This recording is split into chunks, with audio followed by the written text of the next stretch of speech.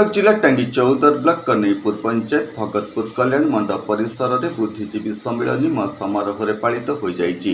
युव समाजसेवी विश्वजित अंचल प्रत्येक तत्वावधान और ग्रामर मुरबी दयानिधि साहू सभापतित्व में आयोजित बुद्धिजीवी सम्मिलन में मुख्य अतिथि भाव टेट्रा हेडेन एजुकेशनल ट्रस्ट अध्यक्ष शिक्षाविद त्रिदेव बेहेरा जोगदे बुद्धिजीवी माने हेउछंती समाज गठनर मेरुदंड।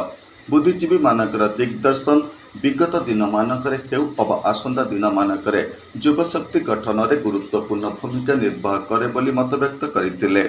टांगी अंचल में दीर्घ वर्ष धरी बुद्धिजीवी सम्मिलन होई नथिला बेले प्रथम थर पई या भगतपुर ठारे अनुष्ठित हो जाइछि। नमस्कार, मु लिपिका आपण मानको स्वागत करछि नुआ रूपरे होली टीवी ओडिया।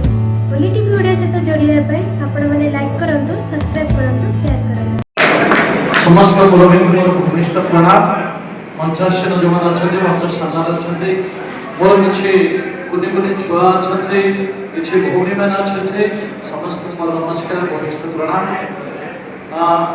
प्रथम गोटे जीव त्रिदेव सर एमती कहीं बुद्धिजीवी सम्मेलन कले 15 मिनट कहे शुणे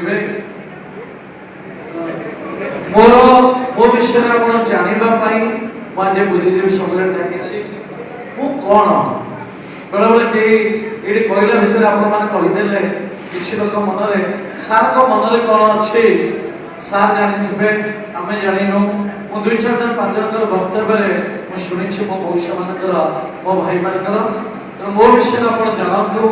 मोर जन्म होची केन्द्रापड़ा एमपी कन्स्टिट्यूएंसी मोर जन्म मोर एमपी बैजनपटा अच्छी आपंकर एमपी होती बैजनपटा मोर जन्म होची राजकनिका गोटे गाँ। जदि आप राजकनिका जाइए जो गड़बड़ी घाट गोटे अच्छे समाजसेवी दीनबंधु नाथ मंच परिचालना करथिला बेले बहु बुद्धिजीवी माने एई कार्यक्रम रे जोग देइथिले। टांगीरू लिंगराज पंडांक रिपोर्ट, होली टीवी ओडिया।